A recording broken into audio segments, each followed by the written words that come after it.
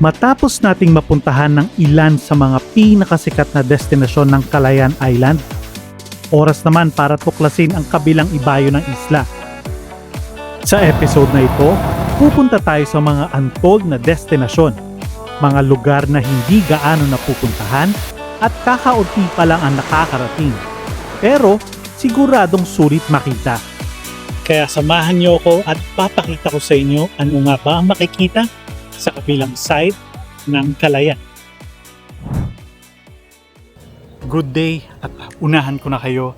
Continuation to ng ating adventure dito sa may Calayan Island at meron tayong pupuntahan na isang falls kung saan tayo nakastay do sa Jaca Homestay. Tayo ay maglalakbay daw ng halos 1 oras papunta sa falls na yon. Puntahan natin siya. Mukhang madali lang ang biyahe dahil halos 1 oras lang ang layo gamit ang motor. Pero pagdating namin sa kalsada, doon nagsimula ang tunay na challenge. Mabato, malubak at hindi pantay ang daan. Kaya halos walang pahinga ang katawan sa bawat lubak na madadaanan. Talagang ramdam mo ang pagod at sakit sa katawan. Pero sabi nga nila, mas sulit ang destinasyong pinaghihirapan. At sana, sulit nga ang naghihintay sa atin sa dulo ng biyahe. Wakas, nakapagod yun. Ikaw, kaya pa? Kaya. Marami yan. Dito tayo sa jump off point ng Nagsarmingan Falls. Sabi bago kayo makapunta dito, kailangan ready kayo sa rough road na pwede ninyong daanan. Masakit sa kamay, masakit sa puwet. Nakapagod yun. Mula sa jump off point, kinailangan pa nating mag-hike ng halos 30 minutes para marating ang falls. Hindi pa nga ano yung daan eh. Masukal pa. So malilito ka eh. Makadumire-diretso ako dun kanina eh. Parang feeling ko makakapunta dito yung mga mahilig talaga mag-explore. Okay.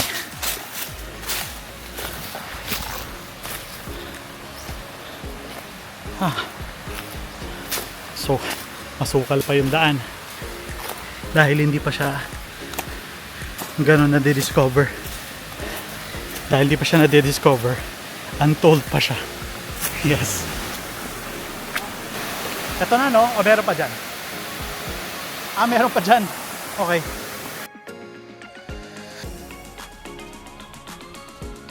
Ito kami maglalakad papunta doon sa falls.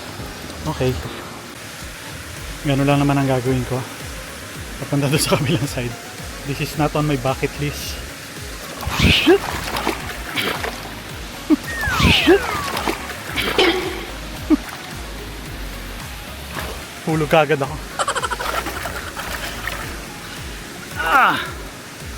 Cotton cam. Ayan, to the rescue na tuloy ang tour guide sa akin. Binibidyo ano. Ay. Masarap yung tubig.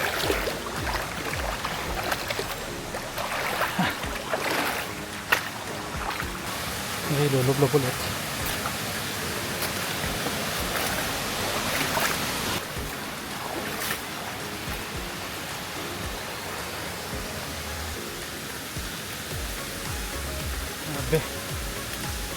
Ano ba to? Ano to ginagawa ko sa sarili ko?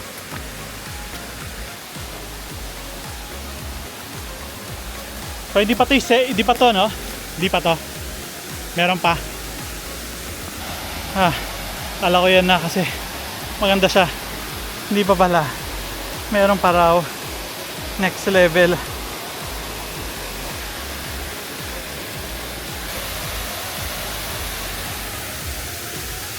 Sakit ulit. Wow. Wait.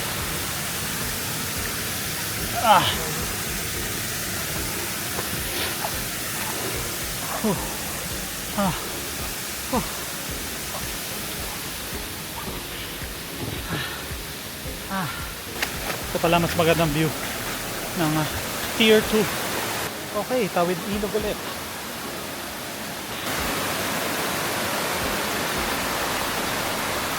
Tapos andun yung level 1. Ito naman yung papuntang level 3. Dahil sa level 3 sa final leg.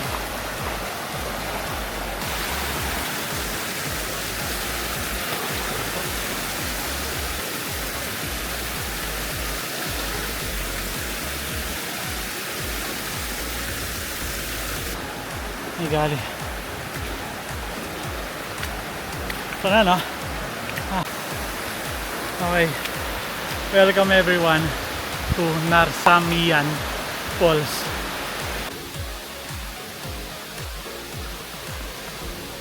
Etong adventure na to ay hindi para sa normal na nagta-travel.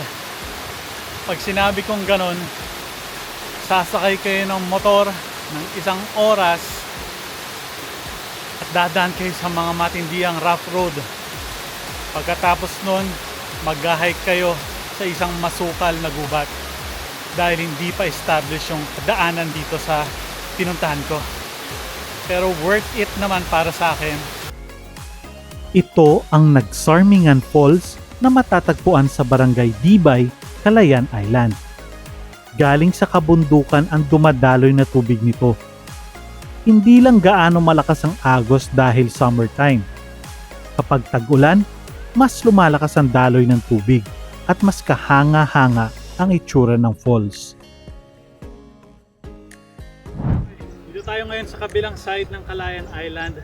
Dito tayo ngayon sa Barangay Dilam, Bayan ng Calayan. Let's go! Wow! So itong pinupuntahan natin ay dito sa may Barangay Dilam.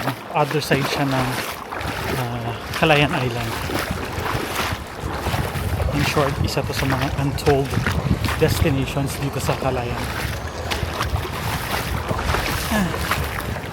Para siyang sa Siargao, yung pool doon.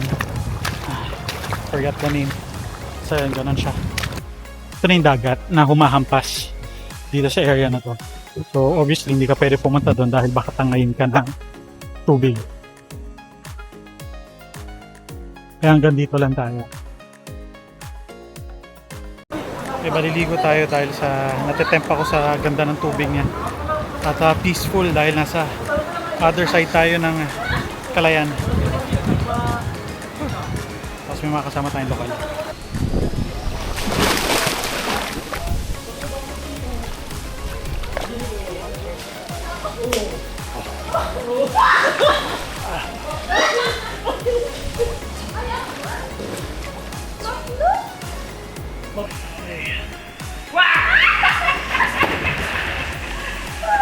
Ito muna tayo, mag-relax muna tayo sa Kanaway. Matatagpuan ito sa Barangay Dilam, sa kabilang bahagi ng isla ng Calayan. Ito ang Kanaway Cave. Sa loob nito ay makikita ang isang natural pool na may crystal clear na tubig, kung saan maaaring lumangoy at magpalamig. Sa paligid din nito ay ang mga natural rock pools na lalong nagpapaganda sa lugar. Dahil sa lokasyon nito at sa hirap ng pagpunta rito, hindi pa ito gaano dinarayo ng mga turista.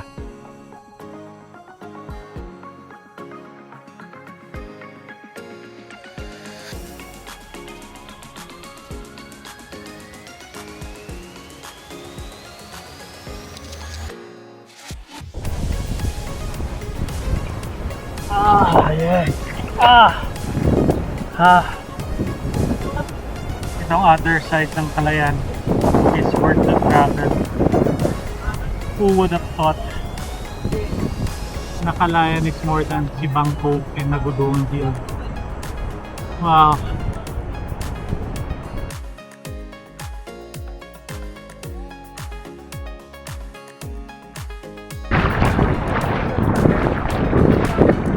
Opo sir, mahaba pa ulit eh, naubos. Baka bumaksak ako sa biyahe bigla. Salamat po sa ano. Magalaga, thank you.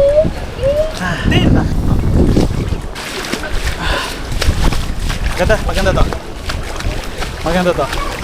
Buti pala. Buti pala. Sumulay tayo dito. Okay to. So pag high tide to, ano to no? Hindi pwede. Oo. So, oo. Nakikita ko lumalapit na yung tubig eh. So mga umaga or hanggang ganitong oras pwede. Pero bukang mamaya-maya ano na yan. Lubog na to. Hindi pa tapos ang ating adventure sa Calayan.